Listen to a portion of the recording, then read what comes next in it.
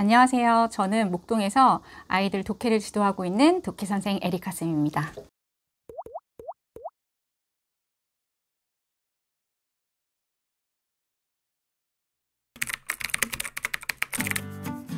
제가 디베이트 코치 생활을 좀 하면서 느꼈던 건 뭐였냐면 애들이 다른 사람이 무슨 말을 하는지 핵심을 몰라서 반론 제기를 못하는 거예요.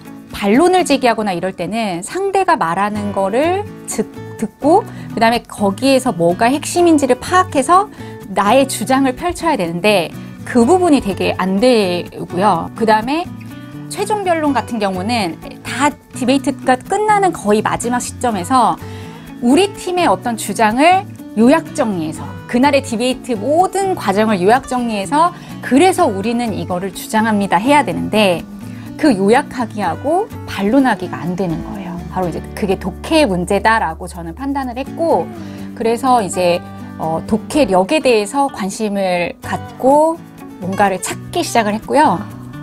그리고 제일 중요한 거는 엄마들을 만날 때 아이들이 왜 독해력 훈련을 해야 하냐라고 했을 때 물론 독해력 훈련하는 거 너무 중요하고 좋은데 그래서 해야 하는 거 맞는데 그래서 우리 애가 왜 해야 되냐가 저한테는 되게 중요했어요. 이런 수치를 갖고 있다라는 그런 걸 보여줄 수 있는 게 필요했기 때문에 독해력 테스트를 제가 막 찾게 돼서 그래서 이제 이 독해력을 아예 딱 시스템화 시켜가지고 그때부터 주력해서 그냥 독해력으로 나간 거죠. 교정이 많이 필요한 아이들에게는 더 정교하게 좀 훈련할 프로그램이 좀 필요하겠다라고 생각이 들어서 찾았었고 그때 이제 만난 게 매일국어였어요.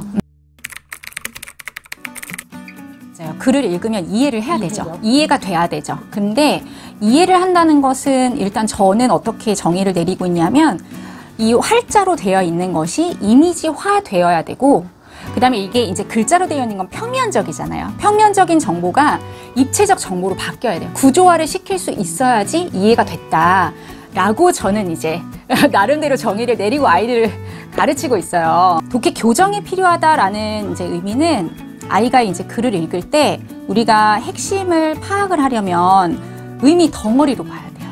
지금은 다 이제 띄어쓰기로 되어 있잖아요. 근데 독해를 못하는 학생들의 특징 중에 하나가 뭐냐면 그냥 글자를 읽어요.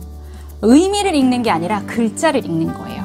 그러다 보면 글자를 읽게 되면 그 글 쓴 사람이 지금 여기서 무엇을 말하려고 하는지에 대한 대상을 찾거나 그 대상이 어떻게 되었는지에 대한 중심 내용을 잘 못 찾아요.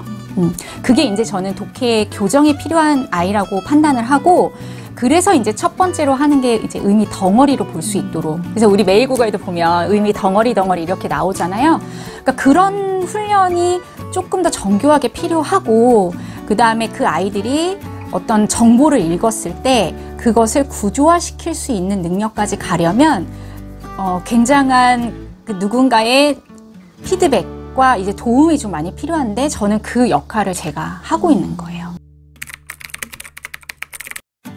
이해를 했다면 구조화를 시킬 수 있어야 돼요. 우리 아이들이 이제 공부를 할 때 보면 공부를 좀 어려워하는 아이들은 정보가 그냥 널브러져 있어요.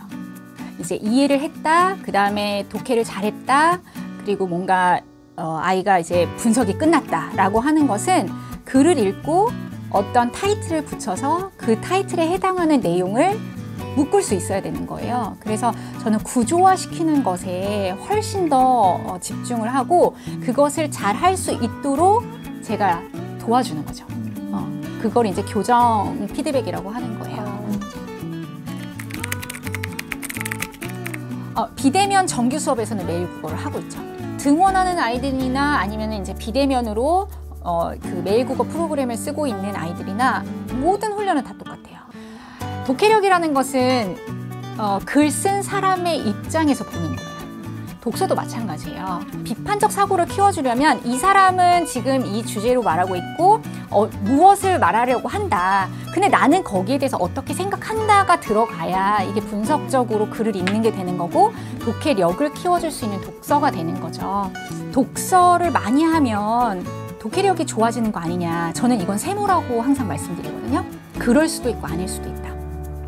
어떤 독서를 했냐에 따라서 독해력을 키워줄 수 있는 독서가 될 수도 있고 그렇지 않은 독서가 될 수도 있다 라고 그렇게 말씀을 드려요.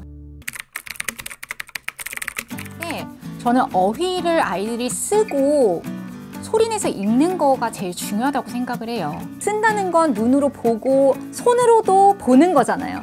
입으로 말하는 건 내가 이거 쓴 거를 말하기 때문에 더 각인이 될 거란 말이에요. 물론 아이들한테 어휘를 외우라고 하는 것은 아니지만 적어도 내가 여기에 나온 어휘를 써보고 읽어보고 하는 작업은 저는 되게 중요하다고 생각을 해요. 초등에서 과목당 9개씩 단어가 나오거든요. 그러니까 총 아이들이 한 번 훈련을 할 때마다 18개의 단어를 노트에 쓰게 돼요. 두 번째는 저는 교과서 트레이닝을 너무 좋아해요. 애들이 처음에 들어오면 이 분석을 해내는 거, 지문을 읽고 요약 정리를 한다는 것 자체는 분석적인 부분이 들어가야 되기 때문에 혼자서 하기가 조금 어려워요.